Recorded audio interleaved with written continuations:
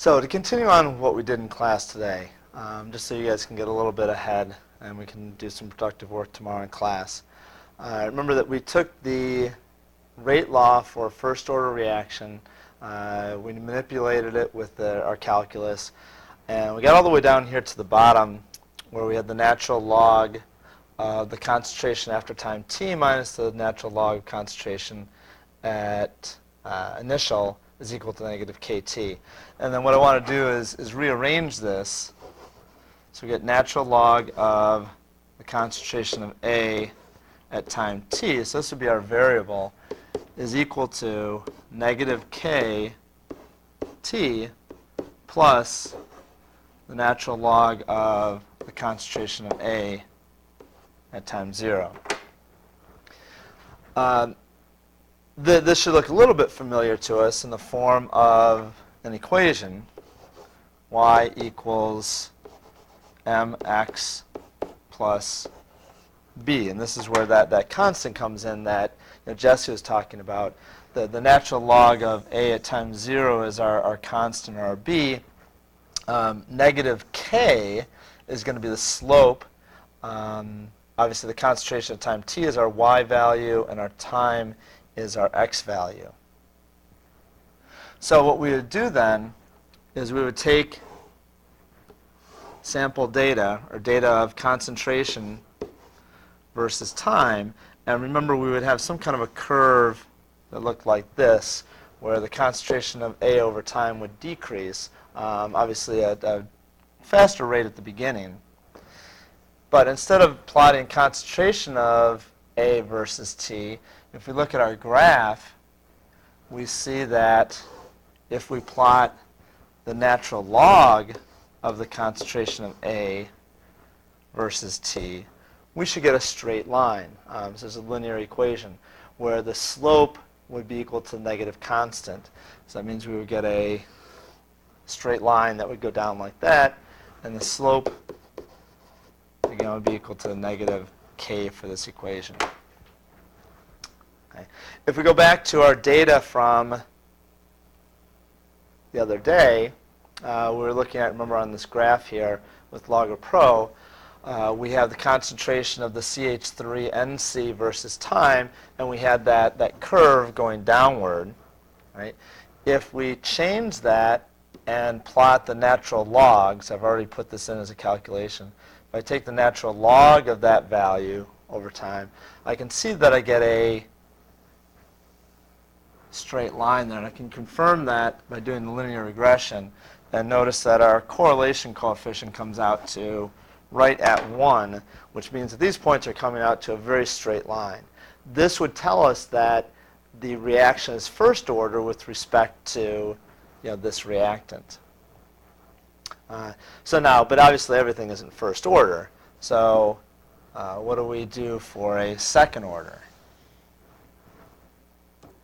Okay.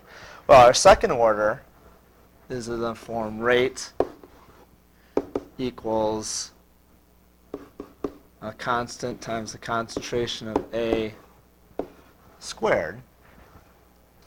Rate being the change in concentration of A over the change in time.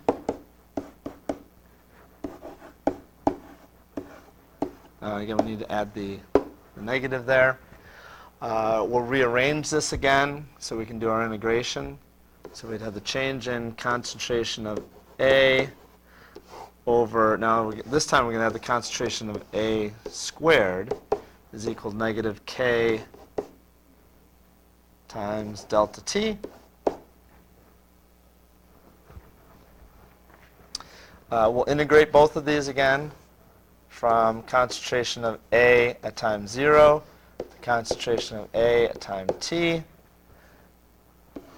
from t equals 0 to t equals t. Now this time the result of this integral is going to be a little bit different. We will have,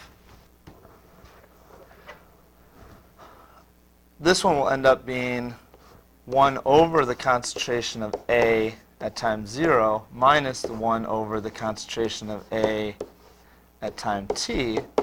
is equal to, and again, negative kt on the other side, we can again make this into a linear relationship by taking 1 over the concentration of A at time t. We'll make that negative for now, equals negative kt minus 1 over the concentration of A at time 0. We'll multiply through by negative 1, and we end up with 1 over concentration of A at time t being equal to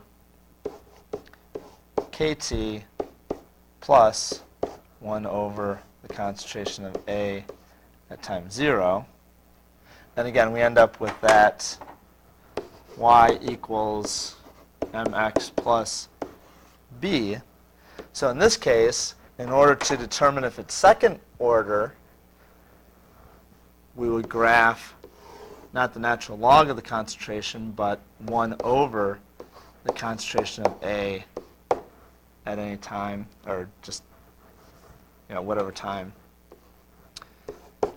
And we should get a straight line here. And in this case, the slope would be equal to k. So these are the equations then that we would want to be able to then manipulate for those non-calculus people. Obviously, this has the value of the constant in it, the time, and the concentration of A at any time during this reaction. And if we go back over to the first order, right, the first order, sometimes we would use this form. It all depends on which values we have. This form is very useful, and sometimes this form is more useful here. But those would be the things that you might have to put equations or plug numbers into to solve for a particular time or a concentration. If you're trying to figure out the order, however, like I mentioned, you would plot the concentration data versus time. Again, if the natural log of concentration versus time gives you a straight line, then it's first order. If 1 over the concentration of A versus time gives you a straight line, then it's second order. And so we'll take a look at some other possible options, but pretty much it's going to be exclusively either first order or second order. Of course, zero order is possible as well.